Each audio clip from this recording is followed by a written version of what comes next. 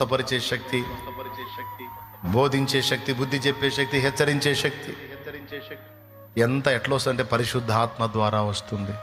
ఆ పరిశుద్ధాత్మ మనకు అనుగ్రహించబడాలంటే మనం ఏం చేయాలి?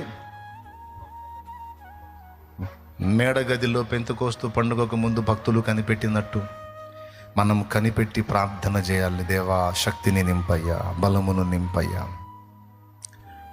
దేవుడు నిన్ను శక్తితో నింపాడనడానికి గుర్తేందంటే నీలో పిరికితనం పోతుంది. అది గుర్తు.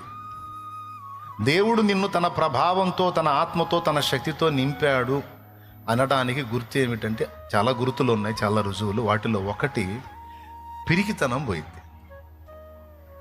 ఇంట్రెస్ట్ ఉంటే రాసుకో, చకాచకా చెప్తాను. లక్షణాలు బయటపడతాయి నీలో. ఈ లక్షణాలు కనపడతాయి. దేవుడు ఆయన శక్తితో నిన్ను నింపాడనడానికి రుజువు.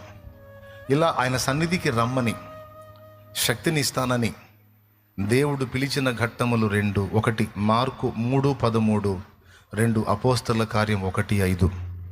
మార్కు 3:13లో ఆయన కొండ ఎక్కి తనకిష్టమైన వారిని పిలువగా వారు ఆయన యొద్దకు వచ్చిరి. వారు తనతో కూడా ఉండునట్లును.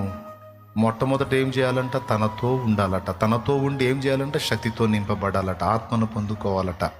అలా పొందిన తరువాత ఆయనతో ఉండి ఆయన బలమును, శక్తిని, అభిషేకమును, జ్ఞానమును పొంది ఆ తర్వాత ఫీల్డ్లోకి వెళ్ళాలి. ఫీల్డ్లో